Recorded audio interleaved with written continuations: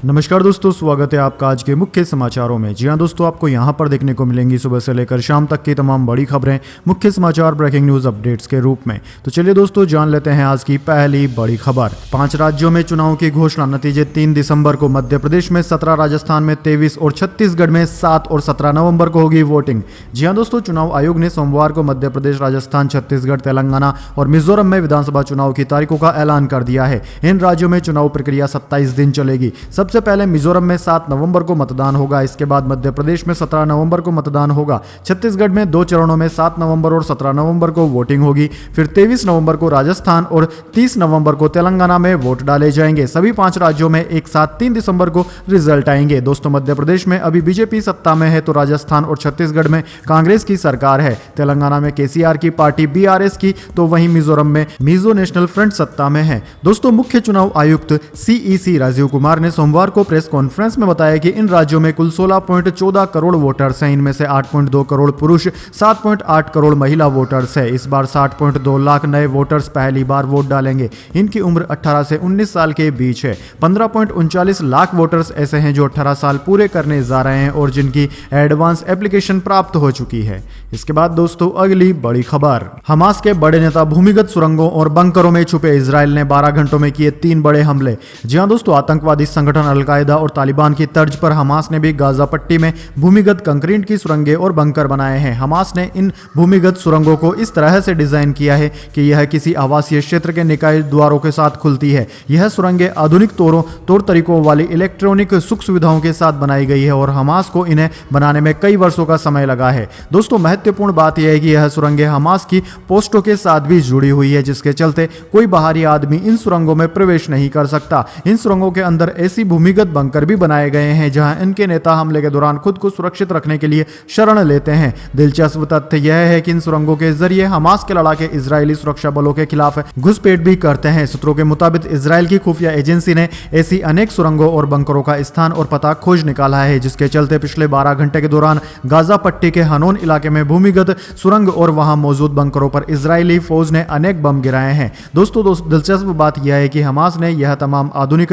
सुख सुविधाओं से युक्त भूमिगत सुरंगें और बंकर वियतनामी पीपल्स आर्मी की तर्ज पर तैयार की हैं। इसके बाद दोस्तों, अगली बड़ी खबर। सीडब्ल्यूसी मीटिंग में बड़ा फैसला। राहुल गांधी ने जातीय जनगणना को बताया जरूरी, कहा फिर होगा आर्थिक सर्वे। जी हां दोस्तों, कांग्रेस के पूर्व अध्यक्ष राहुल गांधी ने सोमवार को कहा कि पार्टी की कार्य समिति ने जाति आधारित जनगणना के विचार के पक्ष में ऐतिहासिक निर्णय लिया है। कार्य समिति की बैठक के बाद राहुल ने संवाददाताओं से यह भी कहा कि विपक्षी गठबंधन इंडिया के ज्यादातर घटक दल जाति आधारित जनगणना के पक्ष में है। उन्होंने कहा कि कार्य समिति ने एक ऐतिहासिक निर्णय लिया है। सबकी सहमति से जाति आधारित जनगणना के विचार का समर्थन करने का फैसला हुआ है। राहुल गांधी ने कहा कि कांग्रेस जाति जनगणना के लिए भाजपा पर पुरजोर दबाव बनाएगी। कांग्रेस नेता ने कहा कि यह राजनीतिक निर्णय नहीं है बल्कि न्याय का निर्णय है। उन्होंने यह आरोप भी लगाया कि भाजपा जाति आधारित जनगणना कराने में अक्षम है। कांग्रेस के पूर्व अध्यक्ष ने यह दावा भी किया कि भाजपा ओबीसी वर्ग के लिए काम नहीं करती बल्कि उनका ध्यान भटकाने का प्रयास करती है। उन्होंने कहा कि जाति आधारित जनगणना एक एक्सरे की तरह है, जिससे ओबीसी और अन्य वर्गों की स्थिति के बारे में पता चल सकेगा। राहुल गांधी ने सवाल किया कि आखिर भाजपा यह एक्सरे क्यों नहीं चाहती। इसके बाद दोस्तों, अगली बड़ी खबर। शिवराज सिंह चौहान बुधनी से लड़ेंगे चुनाव। बीजेपी की चौथी लिस्ट में 57 उम्मीदवारों का ऐलान। जी हां दोस्तों, मध्य प्रदेश विधानसभा चुनाव के लिए बीजेपी ने अपने उम्मीदवारों की चौथी सूची जारी कर दी है। मुख्यमंत्री शिवराज सिंह चौहान को बुधनी विधानसभा से टिकट दिया गया है। 57 नाम वाली इस सूची में गृह मंत्री नरोत्तम मिश्रा को दतिया और पीडब्ल्यूडी मंत्री गोपाल भार्गव को रहली सीट से कैंडिडेट बनाया गया है। चारों सूचियों में बीजेपी अब तक 136 प्रत्याशियों के नाम घोषित कर चुकी है। अब 94 सीटों पर प्रत्याशियों का ऐलान होना और बाकी है। इसके बाद दोस्तों, अगली बड़ी खबर। इजरायली सेना को पूरी गाजा पट्टी पर कब्जे करने का आदेश। हमास ने बंधकों को सुरंगों में रखा। कई देशों ने नागरिकों को निकालना शुरू कर दिया। जी हां दोस्तों, इजराइल ने अपनी सेना को पूरी गाजा पट्टी पर कब्जे का आदेश दे दिया है। इजराइल ने 1 लाख सैनिकों को गाजा बॉर्डर पर तैनात किया है। साथ ही 3 लाख सैनिकों को तैयार रहने के लिए कहा है। इजराइल के रक्षा मंत्री योव गैलेट ने अधिकारियों को गाजा पट्टी में खाना, पानी, बिजली और फ्यूल की सप्लाई बंद करने के भी आदेश दिए हैं। हालांकि सेना ने बॉर्डर के इजरायली इजरायली इलाकों को हमास के लड़ाकों से छुड़ा लिया है। हालांकि फिलिस्तीन की तरफ से अभी भी लड़ाके इजराइल में घुस रहे हैं। दूसरी तरफ हमास ने दावा किया है कि इजराइल की तरफ से किए गए हमलों में 4 इजरायलियों की भी मौत हुई है। ये हमास की कैद में थे। इजराइल की एयरफोर्स ने रात भर हमास और फिलिस्तीनी इस्लामिक जिहाद के 500 वार रूम तबाह किए। जंग के तीसरे दिन अब तक 800 इजरायलियों की मौत हुई है। वहीं इजराइल की जवाबी कार्रवाई में 500 फिलिस्तीनी मारे गए हैं। 2000 से ज्यादा लोग घायल हुए हैं। इसके बाद दोस्तों अगली बड़ी खबर, राजस्थान में बीजेपी ने जारी की 41 उम्मीदवारों की पहली लिस्ट। 7 सांसदों को दिया विधानसभा चुनाव का टिकट। जी हां दोस्तों, चुनावी राज्य राजस्थान के लिए भाजपा ने अपनी पहली सूची जारी कर दी है। इन 41 उम्मीदवारों की सूची में भाजपा ने 7 सांसदों को विधानसभा चुनाव के लिए मैदान में उतारा है। ऐसा ही प्रयोग भाजपा ने मध्य प्रदेश में भी किया था। दोस्तों आपकी जानकारी के लिए बता दें कि राज्यवर्धन सिंह राठौड़, दिया कुमारी, नरेंद्र कुमार, भागीरथ चौधरी, किरोड़ीलाल मीणा, बाबा बालकनाथ, देवी सिंह पटेल, ये वो 7 सांसद हैं जिन्हें पार्टी ने राजस्थान के विधानसभा चुनाव में उतारा है। राजस्थान के सांसद राज्यवर्धन सिंह राठौर को झोटवाड़ा से टिकट मिला है। वहीं बाबा बालकनाथ जो कि तिजारा से सांसद हैं, उन्हें भी राज्य के चुनावी मैदान में उतारा गया है। इसके अलावा सवाई माधोपुर से किरोड़ीलाल मीणा, किशनगढ़ से सांसद भागीरथ चौधरी व सांचौर से सांसद श्री देवजी पटेल को पार्टी ने विधानसभा चुनाव में टिकट दिया है। इसके बाद दोस्तों अगली बड़ी खबर, वर्ल्ड कप के बीच पाकिस्तान के लिए आई बुरी खबर। FIR के बाद पाक एंकर लौटी वापस। जी हां दोस्तों, पाकिस्तान की स्पोर्ट्स प्रेजेंटेटर ज़ैनब अब्बास ने सोशल मीडिया पर भारत और हिंदू विरोधी एक पोस्ट के कारण वापस अपने देश लौटने का फैसला किया है। 9 साल पहले उन्होंने भारत विरोधी पोस्ट लिखी थी, जिसे लेकर सुप्रीम कोर्ट के वकील विनीत जिंदल ने FIR दर्ज कराई है। यह FIR ऐसे समय पर हुई है जब ICC विश्व कप चल रहा है और पाकिस्तान की टीम ही नहीं बल्कि एम्पायर, मैच रिप्रेजेंटेटर और कमेंटेटर भी आए हुए हैं। ज़ैनब का भारत से जाना पाकिस्तान के लिए बड़ा झटका है। ICC क्रिकेट वर्ल्ड कप के लिए भारतीय दूतावास ने उनका वीजा मंजूर किया था। जब इस बारे में जी न्यूज़ ने ICC से पूछा तो संस्था ने कहा कि ज़ैनब ने निजी कारणों से भारत छोड़ा है। पाकिस्तानी चैनल समा टीवी के मुताबिक ज़ैनब अब्बास ने भारत छोड़ दिया है और वह फिलहाल दुबई में है। यह कदम उन्होंने वकील विनीत जिंदल के दिल्ली पुलिस के साइबर क्राइम डिपार्टमेंट में उनके खिलाफ FIR दर्ज कराने के बाद उठाया है। इसके बाद दोस्तों अगली बड़ी खबर, भारत को मिला स्विस अकाउंट डिटेल्स का 5वां सेट। इसमें नाम, पते से लेकर अकाउंट बैलेंस तक की जानकारी, मनी लॉन्ड्रिंग जांच में मिलेगी मदद। जी हां दोस्तों, भारत को स्विस बैंक अकाउंट डिटेल्स का 5वां सेट मिला है। Annual automatic exchange of information AEOI के तहत स्विट्जरलैंड ने 104 देशों के साथ लगभग 36 लाख फाइनेंशियल अकाउंट्स की डिटेल शेयर की है। भारत को AEOI के तहत स्विट्जरलैंड से पहला ब्यौरा सितंबर 2019 में मिला था, जब उसने 75 देशों के साथ सूचना साझा की थी। दोस्तों भारत के साथ शेयर की गई डिटेल्स सैकड़ों फाइनेंशियल अकाउंट से जुड़ी है, जिसमें मल्टीपल अकाउंट भी शामिल है। इस डेटा का इस्तेमाल टैक्स चोरी, मनी लॉन्ड्रिंग और टेरर फंडिंग जैसे गलत कामों की जांच में किया जाएगा। यह एक्सचेंज पिछले महीने हुआ था और इंफॉर्मेशन का अगला सेट स्विट्जरलैंड सितंबर 2024 में शेयर करेगा। इसके बाद दोस्तों अगली बड़ी खबर, अफगानिस्तान के खिलाफ नहीं खेलेंगे शुभमन गिल। BCCI ने बताया टीम के साथ दिल्ली ट्रेवल नहीं करेंगे, चेन्नई में रिकवरी करेंगे। जी हां दोस्तों, शुभमन गिल अफगानिस्तान के खिलाफ दूसरा वर्ल्ड कप मैच मिस करेंगे। BCCI ने बताया कि शुभमन गिल अफगानिस्तान के खिलाफ अगले मैच के लिए टीम के साथ दिल्ली ट्रेवल नहीं कर रहे हैं। वे इस समय मेडिकल टीम के साथ चेन्नई में ही रहेंगे। भारत वर्ल्ड कप का दूसरा मुकाबला 11 अक्टूबर को अफगानिस्तान के खिलाफ दिल्ली में खेलेगा। गिल पाकिस्तान के खिलाफ अहमदाबाद में 14 अक्टूबर को होने वाले मैच में खेल सकते हैं। चेन्नई में खेले गए अपने पहले मैच में भारत ने ऑस्ट्रेलिया को 6 विकेट से हराया था।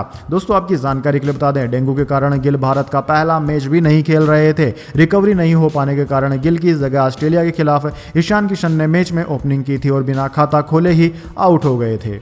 इसके बाद दोस्तों अगली बड़ी खबर, हीरो मोटोकॉर्प के चेयरमैन पवन गुंजाल के खिलाफ FIR दर्ज, कंपनी के शेयर 2.5% टूटे।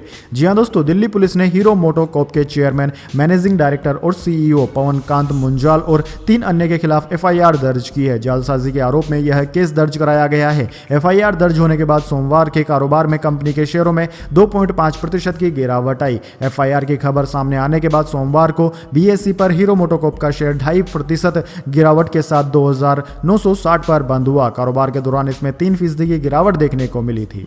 इसके बाद दोस्तों अगली बड़ी खबर, शाहरुख खान को मिली Y+ कैटेगरी की सुरक्षा, मुंबई पुलिस के 6 कमांडो 24 घंटे साथ रहेंगे, जान से मारने की धमकी के बाद फैसला। जी हां दोस्तों, बॉलीवुड स्टार शाहरुख खान को मुंबई पुलिस ने Y+ कैटेगरी की सुरक्षा दी है। सूत्रों के मुताबिक मुंबई पुलिस को जानकारी मिली कि शाहरुख खान को उनकी फिल्म पठान और जवान की सफलता से असंतुष्ट होकर कुछ लोगों ने जान से मारने की धमकी दी है। कुछ मीडिया रिपोर्ट्स में दावा किया गया है कि शाहरुख खान ने खुद इसकी शिकायत की थी, जिसके बाद उन्हें सुरक्षा दी गई। Y+ सिक्योरिटी के अंतर्गत 6 पर्सनल सिक्योरिटी ऑफिसर और 5 पुलिसकर्मी वेपन्स के साथ 24 घंटे शाहरुख खान के साथ रहेंगे। अब तक शाहरुख खान की सुरक्षा में मुंबई पुलिस के 2 कांस्टेबल हर पल उनके साथ रहते थे। इसके बाद दोस्तों जाने अगली बड़ी खबर, लेकिन उससे पहले मेरी आपसे एक छोटी सी रिक्वेस्ट है, अगर दोस्तों आपको अभी तक हमारी न्यूज पसंद आई है तो इसे एक छोटा सा लाइक जरूर दे दीजिए, और अगर पसंद नहीं आई है तो आप बेशक डिसलाइक भी कर सकते हैं, लेकिन दोस्तों लाइक और डिसलाइक जरूर कीजिए, क्योंकि दोस्तों यही हमारी मेहनत का फल होता है और इसी से हमें पता चलता है कि आपको हमारी वीडियोस पसंद आ रही है या नहीं। तो चलिए दोस्तों जान लेते हैं आज की अगली बड़ी खबर। सेंसेक्स 483 अंक फिसलकर 65,512 पर बंद, निफ्टी में भी 141 अंकों की गिरावट, अडानी पावर का शेयर 6.64% टूटा। जी हां दोस्तों, इजराइल हमास जंग का असर भारतीय बाजार पर भी देखने को मिला है। इसी के चलते हफ्ते के पहले कारोबारी दिन यानी कि सोमवार को शेयर बाजार में गिरावट देखने को मिली। सेंसेक्स 483 अंक फिसलकर 65,512 के स्तर पर बंद हुआ। आज दोस्तों अडानी पावर के शेयर में 6.64% और अडानी पोर्ट्स के शेयर में 5.09% की गिरावट रही। वहीं दोस्तों निफ्टी में 141 अंक की गिरावट रही है, 19,512 के स्तर पर बंद हुआ। सेंसेक्स के 30 शेयरों में से 27 में गिरावट और सिर्फ 3 में तेजी देखने को मिली। मेटल, ऑयल, मार्केटिंग और बैंक शेयरों में बिकवाली रही, हालांकि फार्मा और IT सेक्टर में तेजी देखने को मिली। दोस्तों निफ्टी 50 के टॉप गेनर और टॉप लूजर स्टॉक्स की बात करें तो निफ्टी 50 के टॉप गेनर्स में आज doctor Reddy, HCL tech, Tata consumer रहे, जबकि निफ्टी 50 के टॉप लूजर्स में अडानी पोर्ट्स, HDFC लाइफ और हीरो मोटोकॉर्प रहे। इसके बाद दोस्तों अगली बड़ी खबर, गोल्ड सिल्वर प्राइस फिर तेजी से भागा गोल्ड, चांदी के भी चढ़े भाव, दिखने लगा वॉर का असर। जी हां दोस्तों, सोने चांदी की कीमतों में आज तेजी देखने को मिल रही है। गोल्ड का भाव आज 57,500 के लेवल को पार कर गया। इजराइल और फिलिस्तीन के बीच शुरू हुए युद्ध का असर सोने चांदी की कीमतों पर भी दिखना शुरू हो गया है। दोस्तों आज एक ही झटके में सोने का भाव 1% से भी ज्यादा चढ़ गया। आपकी जानकारी के लिए बता दें, मल्टी कमोडिटी एक्सचेंज पर सोने का भाव आज 1.12% की बढ़त के साथ 57,510 रुपए प्रति 10 ग्राम पर है। इसके अलावा चांदी की बात करें तो चांदी 1.44% की बढ़त के साथ 69,151 रुपए प्रति किलोग्राम पर आ गया है। दोस्तों दिल्ली में 22 कैरेट गोल्ड का भाव 53,300 रुपए प्रति 10 ग्राम। इसके अलावा मुंबई में 53,350 रुपए प्रति 10 ग्राम, गुरुग्राम में 53,300 रुपए, कोलकाता में 53,350 रुपए, लखनऊ में 53,300 रुपए प्रति 10 ग्राम पर दर्ज किया गया है। इसके बाद दोस्तों अगली बड़ी खबर, क्लोडिया गोल्डविन को इकोनॉमिक्स का नोबेल पुरस्कार, लेबर मार्केट में महिलाओं के योगदान को सामने लाई। अमर्त्य सेन ये पुरस्कार पाने वाले इकलौते भारतीय। जी हां दोस्तों, अमेरिका की क्लोडिया गोल्डविन को इकोनॉमिक्स का नोबेल प्राइज मिला है। उन्हें मार्केट में महिलाओं के कामकाज और उनके योगदान को बेहतर तरह से समझाने के लिए यह सम्मान दिया गया है। कम्युनिटी ने लेबर मार्केट में गोल्डविन के रिसर्च को बेहतरीन माना। उनकी रिसर्च लेबर में मार्केट में महिलाओं के साथ हो रहे पक्षपात और उनकी कमाई को लेकर जानकारी दी गई। गोल्डविन ने 200 साल के आंकड़ों को स्टडी कर अपनी रिपोर्ट तैयार की थी। इसमें उन्होंने यह बताया था कि जेंडर का रोजगार और कमाई पर क्या असर पड़ता है। गोल्डविन के रिसर्च के मुताबिक मार्केट में महिलाओं के योगदान में सीधी बढ़ोतरी नहीं आई है। इसकी जगह ये शुरुआती दौर में घटा और अब बढ़ रहा है। समय के साथ जैसे जैसे समाज खेती के उद्योग की तरफ बढ़ा तो मार्केट में शादीशुदा महिलाओं के योगदान में कमी आई। गोल्डविन की स्टडी में यह भी सामने आया कि 20वीं सदी में महिलाओं ने पुरुषों से बेहतर एजुकेशन हासिल किया है। दुनिया भर में अर्थव्यवस्थाओं के मॉडर्नाइजेशन के बावजूद महिलाओं की पुरुषों के मुकाबले कमाई काफी कम है। महिलाएं किस क्षेत्र में काम कर रही है ये उनकी कमाई पर गहरा असर डालता है। इसके बाद दोस्तों अगली बड़ी खबर, वह अपने वर्जन से खेल रहे हैं, केएल राहुल के फैन हुए इरफान पठान, गिनाई खूबियां।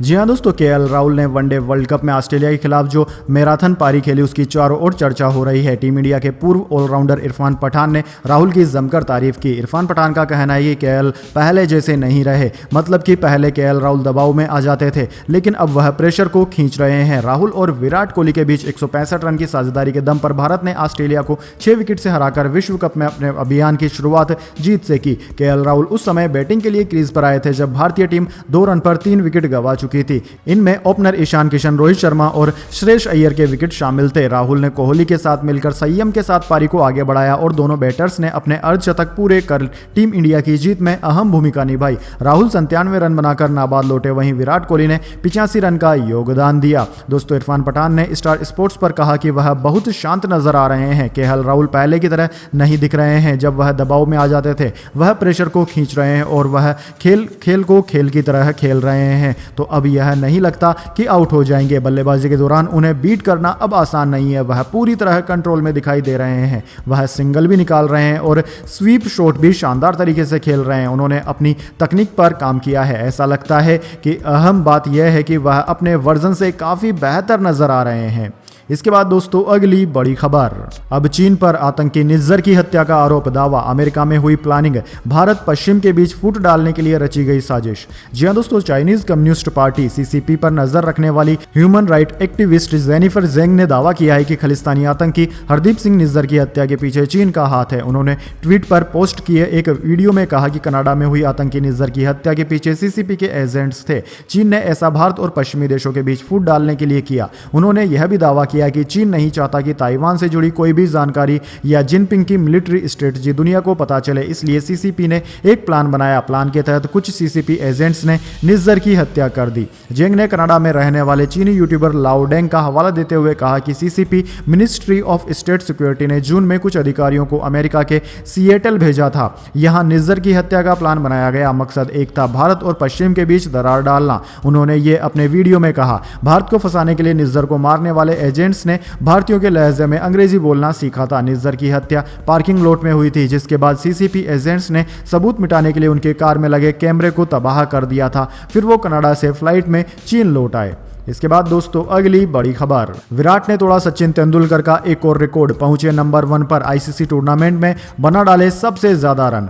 जी हां दोस्तों, भारतीय क्रिकेट टीम के पूर्व कप्तान विराट कोहली के नाम आईसीसी टूर्नामेंट में एक और बड़ा रिकॉर्ड हो गया है। टीम इंडिया के इस धुरंधर ने महान बल्लेबाज सचिन तेंदुलकर के सबसे ज्यादा रन के रिकॉर्ड को तोड़ते हुए इसे अपने नाम कर लिया। अब आईसीसी टूर्नामेंट में विराट कोहली के सबसे ज्यादा रन हो गए हैं। भारतीय कप्तान रोहित शर्मा दूसरे नंबर पर हैं, लेकिन वे काफी पीछे चल रहे हैं। भारत और ऑस्ट्रेलिया के बीच आईसीसी वनडे वर्ल्ड कप का पहला मुकाबले का इंतजार फैंस काफी समय से कर रहे थे। विश्व कप के पहले दोनों टीमों के बीच वनडे सीरीज खेली गई थी, लेकिन वर्ल्ड कप का मुकाबला बिल्कुल अलग होता है। टीम इंडिया के सुपर स्टार इस मैच में अपना दम दिखाने के लिए पहले से तैयार थे। विराट कोहली ने शानदार 85 रन की पारी खेली और इस पारी के साथ ही विराट कोहली ने सचिन तेंदुलकर का रिकॉर्ड तोड़ दिया। इसके बाद दोस्तों अगली बड़ी खबर, प्राथमिक शिक्षक भर्ती में बीएड मामले में सुप्रीम कोर्ट ने बिहार सरकार को झटका दिया, वापस ली याचिका। जी हां दोस्तों, बिहार के 1,70,000 से ज्यादा शिक्षकों की नियुक्ति के मामले में सुप्रीम कोर्ट से बिहार सरकार को झटका लगा है। सुप्रीम कोर्ट ने मामले की सुनवाई दूसरी बेंच को ट्रांसफर कर दी है। उधर दोस्तों बिहार सरकार ने कहा है कि वह याचिका में बदलाव करेगी और नए सिरे से दूसरी याचिका दाखिल करेगी। प्राथमिक शिक्षकों की भर्ती प्रक्रिया में बीएड डिग्री धारकों को शामिल करने को लेकर बिहार राज्य ने सुप्रीम कोर्ट के समक्ष दायर याचिका वापस ले ली है। राज्य ने ऐसी नियुक्तियों के संबंध में अंतरिम निर्देश स्पष्टीकरण के लिए उसके आवेदन को खारिज करने के पटना एचसी के आदेश को चुनौती देते हुए एक याचिका दायर की थी, जिसके लिए लिखित परीक्षा पहले ही आयोजित की जा चुकी है और परिणाम प्रक्रियाधीन है। दोस्तों इस साल प्राथमिक शिक्षकों की नियुक्ति के लिए भर्ती प्रक्रिया में बीएड डिग्री धारकों को शामिल करने के मुद्दे पर बिहार राज्य ने सुप्रीम कोर्ट का रुख किया था। राज्य ने ऐसी नियुक्तियों के संबंध में अंतरिम निर्देशों स्पष्टीकरणों के लिए अपने आवेदन को खारिज करने के पटना हाईकोर्ट के आदेश को चुनौती देते हुए एक याचिका सुप्रीम कोर्ट में दायर की थी। आपकी जानकारी के लिए बता दें दोस्तों, इसके लिए लिखित परीक्षा पहले ही आयोजित की जा चुकी है और रिजल्ट जल्द ही आने वाले हैं। इसके बाद दोस्तों अगली बड़ी खबर, सिर्फ प्रोड्यूस ही नहीं, लाहौर 1947 में एक्टिंग भी करेंगे आमिर खान। सनी देओल के साथ पहली बार स्क्रीन शेयर करेंगे। राजकुमार संतोषी कर रहे हैं डायरेक्ट। जी हां दोस्तों, आमिर खान ने हाल ही में अनाउंस किया है कि वो सनी देओल की अगली फिल्म लाहौर 1947 प्रोड्यूस करने जा रहे हैं। अब सुनने में आया है कि वो सिर्फ इसे प्रोड्यूस ही नहीं करेंगे बल्कि फिल्म में एक्टिंग करते भी नजर आएंगे। ई टाइम्स की एक रिपोर्ट की माने तो आमिर जल्द ही फिल्म के लिए एक स्पेशल कैमियो शूट करेंगे। लाहौर 1947 का निर्देशन राजकुमार संतोषी कर रहे हैं। आमिर इसे अपने बैनर तले प्रोड्यूस करेंगे। इस बारे में अनाउंस करते हुए एक्टर ने हाल ही में इंस्टाग्राम पर एक पोस्ट की थी। इसे शेयर करते हुए एक्टर ने लिखा था कि इस बात की अनाउंसमेंट करते हुए बहुत खुशी हो रही है कि मैंने सनी देओल और राजकुमार संतोषी ने फिल्म लाहौर 1947 के लिए हाथ मिला लिया है। उम्मीद करता हूं कि यह सफर शानदार रहे। हमें आपकी दुआओं की जरूरत है। दोस्तों आपकी जानकारी के लिए बता दें, इस फिल्म का बजट करीब 100 करोड़ रुपए हो सकता है। इसका ज्यादातर हिस्सा सनी देओल की फीस के तौर पर लेंगे। गदर 2 की ब्लॉकबस्टर सक्सेस के बाद सनी देओल की मार्केट वैल्यू काफी ज्यादा ज्यादा बढ़ गई है। खबरें हैं कि वो एक फिल्म करने के लिए इस वक्त 40 से 50 करोड़ तक फीस चार्ज करने वाले हैं। बीते दिनों जब गदर 2 की सक्सेस पार्टी रखी गई थी तो आमिर खान भी वहां पहुंचे थे। सनी देओल ने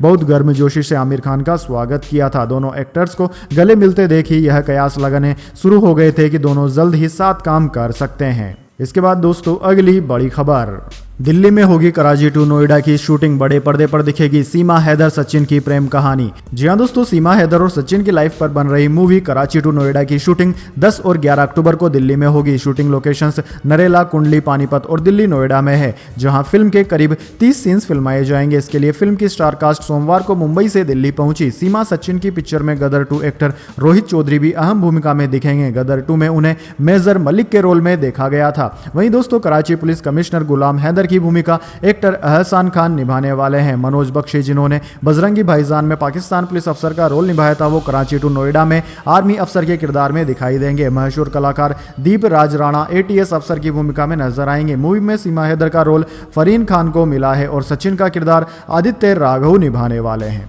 तो दोस्तों यह थी आज की तमाम बड़ी खबरें। इसके बाद दोस्तों बारी आती है आज के माइंड क्विज क्वेश्चन की। जी हां दोस्तों, एक आसान से सवाल का जवाब देकर आप जीत सकते हैं एक अमेजिंग सरप्राइज गिफ्ट हमारे यूट्यूब चैनल की ओर से। तो दोस्तों आज का सवाल आपकी स्क्रीन पर आ चुका है। भारत के किस राज्य में जनसंख्या घनत्व सबसे ज्यादा है? जी हां दोस्तों, अगर आप जानते हैं भारत के उस राज्य का नाम जहां पर की जनसंख्या सबसे ज्यादा है, प्रति किलोमीटर जनसंख्या सबसे ज्यादा निवास करती है, तो जल्दी से उस राज्य का नाम कमेंट बॉक्स में लिख दीजिए। अगर दोस्तों आपका जवाब होता है एकदम सही और आप चुन जाते हैं लकी विजेता के रूप में, तो आपको मिल सकता है एक अमेजिंग सरप्राइज गिफ्ट हमारे यूट्यूब चैनल की ओर से। तो जल्दी से अपना उत्तर कमेंट बॉक्स में लिख दीजिए, वीडियो को लाइक कर लीजिए और चैनल को सब्सक्राइब करके बेल आइकन भी दबा लीजिए। धन्यवाद। वंदे मातरम। जय हिंद, जय भारत।